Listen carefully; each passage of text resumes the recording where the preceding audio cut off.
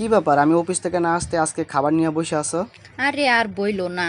অনেক দিন হয়ে গেছে ভালোমন্দ কিছু রান্না হয় না, অফিস থেকে আসছো তাই রান্না কইরা ফেলছি। মুরগি রান্না করছি আর পোলাও পাকাইছি।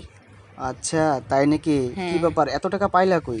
এত টাকা পাইলাম কই মানে? তুমি যে বেতন পাইছিলা হুম। হেনতেনে, জানো না তো, একটু টাকা সরিয়ে রাখছিলাম। সেইটা ও, আজকা দেখি কিছু নাই রান্নার, তাই কি করলাম, ওইটা আজকে বের করে একটা মুরগি নিয়ে আসলাম আয়সা। তো পোলাও চাল গড়ো ছিল, ওইটাই অল্প একটু পোলাও পাকিয়ে ফেললাম। ও এখন এই সবাই মিলে আমরা খাওয়া দাওয়া করব। কি করবো, গরিবের সংসার বুঝোই তো, একটু একটু কইরাই চলা লাগবো।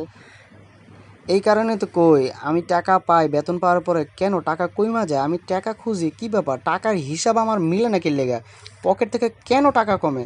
এই আখি চুরি করে একটু একটু করে রেখে রেখে তারপরে এই কাজগুলো করছে। যাই হোক, ভালোই করছো যে তো সারাদিন ডিউটি করে আইছি, অনেক ক্লান্ত।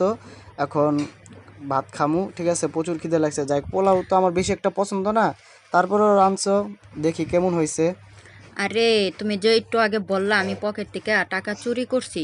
আরে, পকেট থেকে টাকা চুরি করে আমি কি করছি? আমি তো তোমার সংসারই লাগাইছি। এই যে দেখছো, এখন যে হাতে তোমার টাকা নাই, আমারও নাই। ওই একটু যে টাকা রাখছিলাম সেইটাই তো এখন কাজে লাগছে। তাই বলে কি আমি কি চোর বলছি? কোনো সমস্যা নেই তো। আরে আমরাই তো নাকি, আমরা দুইজনই তো খামু।